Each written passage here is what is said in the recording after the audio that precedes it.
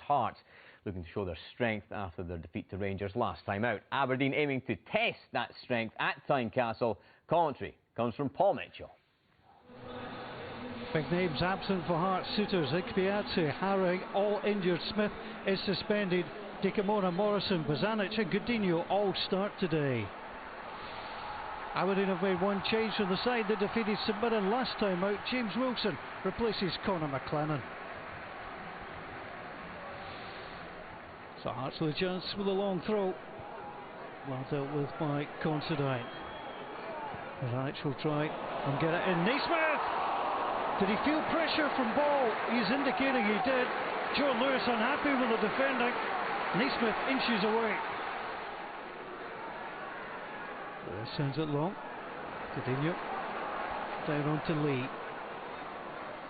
Lee being pursued. Touch inside wasn't a good one. That was cleared by Ball, and Considine takes down Naismith. And the yellow card comes out from Kevin Clancy, and Considine says he got the ball, but he certainly played the man. Hearts could take that to the side. Morrison from Lee. Morrison and Jim with a header! It's his first goal in a year and a half, and it's a stunning header from Arnold Jim. Hearts took it quickly, nobody there to close down Morrison, and that's a terrific header across the goalkeeper. Hearts lead at Tynecastle. Arnold Jim the goal scorer. The start he was hoping for. Aberdeen been under pressure. But it comes touched away. Considine. Nice little head flick on by Dunn. Stephen McLean was in the hunt for this one. Considine was alert. We've been rocking the pinstripes today. Low by Lee. Naismith tangled up with Ferguson, and the referee says penalty. Well, Hearts have had several claims waved away. That perhaps the weakest, and it's been given. Devlin's going to be in trouble with the referee too. But Naismith got into Kevin Clancy, fell by Ferguson, and it's a yellow card for Mikey Devlin. Missed the last one against Livingston. Emphatic this time from Stephen Naismith, and Hearts are two ahead. No signs of nerves from last month's player of the month, and Naismith strokes it home. Low, didn't have a great first half. Sends it for McGinn, trying to inject some pace into Aberdeen, up against Godinho. McGinn cuts inside, he's wrestled away. That's an easy call. No debating that spot kick. And now McGinn flips the ball to Gary Mackay-Steven. That's a poor challenge, and it's a penalty. 3 out of 3, 3 different competitions. Gets his second in the Premiership from the spot, and Gary Mackay-Steven brings Aberdeen back.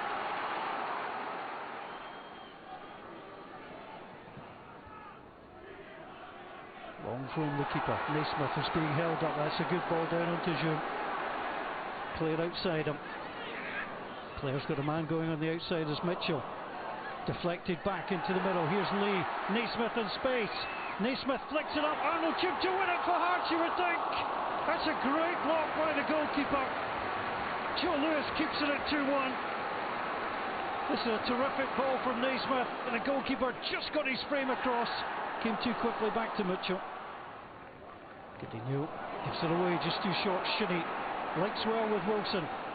Shinnie attacking it done. Shinnie goes through. Will break onto Wilson with a chance. And what a glorious chance it was, and he knows he snatched badly at it. Graham Shinnie really running at the Hearts defence, and you would expect James Wilson to get that between the sticks.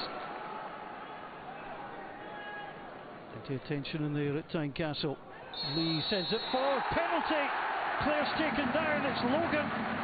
And I think Logan slipped on his way down and took out the Hearts player. He did so, and it's another penalty in the match. Scored the first one. Lewis with a save. Keeps Aberdeen in it. Still 2-1. Guess right.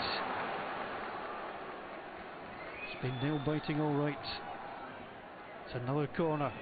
It's in deep, played back in by Devlin. Hearts get away. Gary Mackay-Steven. Zamal with a save, and that's a stunner.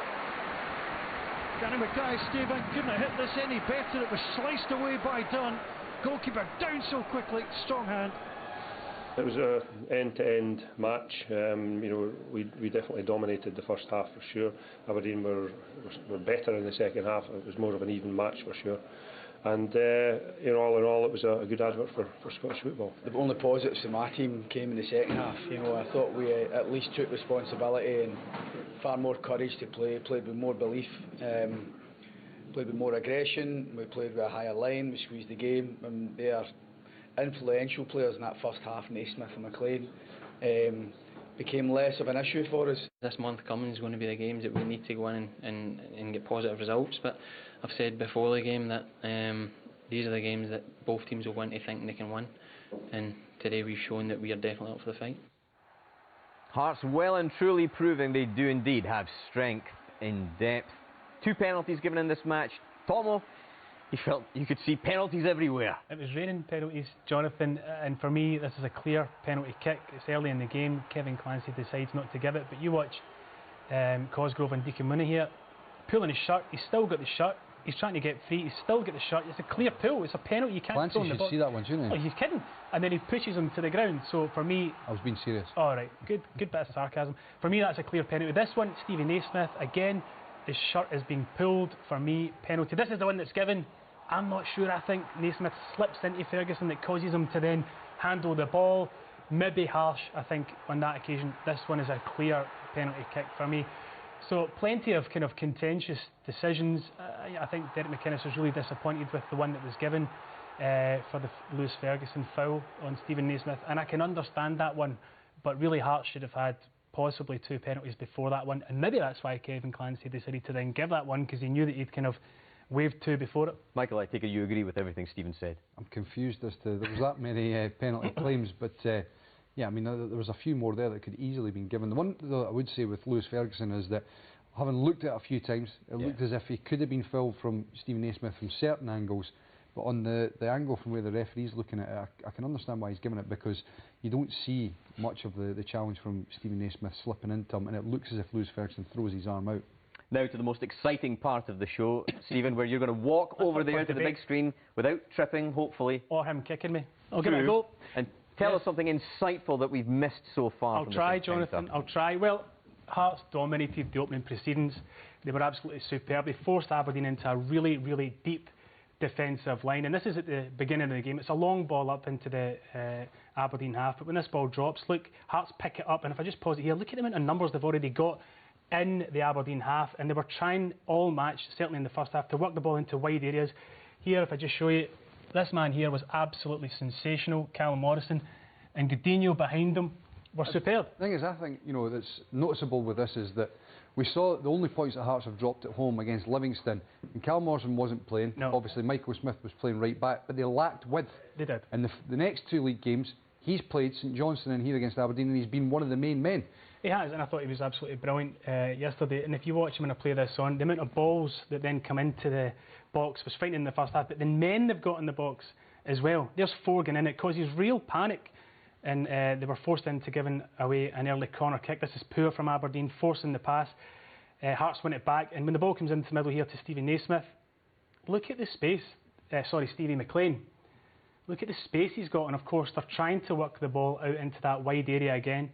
And when the ball does go wide to Callum Morrison, this time he doesn't use Godinho. He wants to try and take on Max Lowe. Comes back into his left foot, and another great ball. And when Aberdeen do win it back, they don't have options. They're forced in. The amount of numbers they have back, they push it up to Cosgrove. But look at the pressure on him from Jimmy Dunn. He's forced back the way, forced into making an error, which again concedes possession back to Hearts. This is the goal. Now, for me, there's a lot of interesting things here. Again, if I just show you, Callum Morrison, he's in a really free position. Nobody's really looking at him. Lewis Ferguson, I think, acknowledges that he's got to get over there, but he's given himself far too big a job to do to get out there. But even though he's there, there's enough time for him to get out and close that ball down with the ball travelling. It's a big old gap for me. But then if you also look in here at Shea Logan when this ball comes in, it's great movement from Zoom. Great movement, but when the ball comes in, you've got to do better. You've got to do better. The movement's great across the front of him. and the header's absolutely magnificent, but poor from Aberdeen's perspective. This one I really like. I'll just highlight again Callum Morrison. Here he is, here, and I'll keep the tag on him here. He wins the ball back, but his first instinct after he's won it, and this is brilliant football from Hearts, is to just play the line again. Lovely one-touch stuff from Hearts, playing it out wide, and this time on this side, it's Dimitri Mitchell. You can see him here doing the overlap, and again they're getting numbers into the box. They force the ball into wide areas, and Callum Morrison nearly gets on the end of it. Now this is the second half.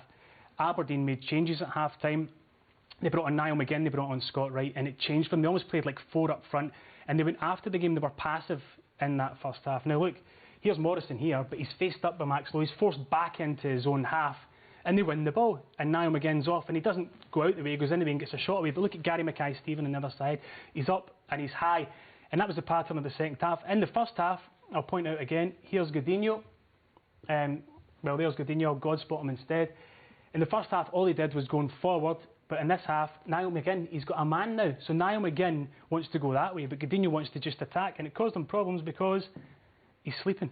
And the amount of times he got in behind Godinho, Niall McGinn, in this second half, when Aberdeen were more expressive and going forward more, was incredible. Not just that, when the ball comes into the box, they've got virtually 4 in there. It was a complete change, and Hearts' creative players weren't able to get forward as much. As I suggested before, he's thinking about what's in front of him, Godinho. He's not thinking about Niall McGinn, who's now on the pitch, and behind him, this is the penalty kick. And as he drives into the box, Godinho, it's a clear penalty. Brilliant from McGinn. And that was the pattern that was emerging. Not only that, you see you've got, Niall McGinn that gets the penalty, you've got James Wilson there, Scott Wright and Gary Mackay-Steven. They're the guys that are getting up and supporting it. And I'm sure the Aberdeen supporters are frustrated that at times Aberdeen away from home, they don't go with that attacking intent, because quite clearly the game was changed in the second half with this. I think a lot of that was to do with how Hearts started the game as well.